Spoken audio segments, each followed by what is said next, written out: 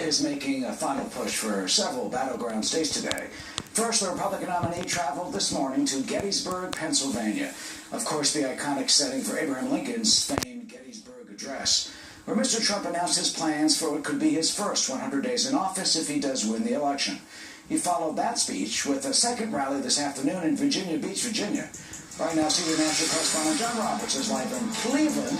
That's where Mr. Trump and his running mate Mike Pence expected to hold a rally together about an hour from now in that key swing state of Ohio. John, you were there. What is the latest? Hey, good evening to you, Eric. You know, this is one of the big battlegrounds where Donald Trump actually has a lead. He leads Hillary Clinton by a little less than a percentage point, but you know, a lead is a lead, and he would love to take home Ohio's 18 electoral votes. As a matter of fact, he can't become the president if he doesn't take home Ohio's 18 electoral votes.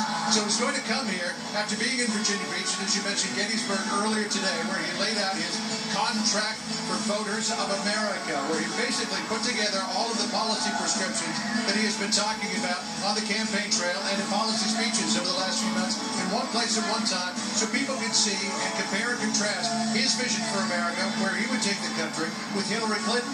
But at the same time, he was pledging to bring the country together. He was also pledging to bring legal action against entities like the Democratic National Committee for allegedly trying to incite violence in some of his rallies, including Chicago, and against the 11 women who have accused him of acting inappropriately with them. Here's Trump from Gettysburg. Every woman lied when they came forward to hurt my campaign. Total fabrication. The events never happened. Never. All of these liars will be sued after the election is over. That's quite a promise from a presidential candidate. In addition to laying out his policy prescriptions, Donald Trump also made some news this afternoon when he said that the proposed merger between AT&T and Time Warner, which owns CNN and a lot of other cable and broadcast entities, worth about $80 billion, would not go through if he was president. He said he would block that.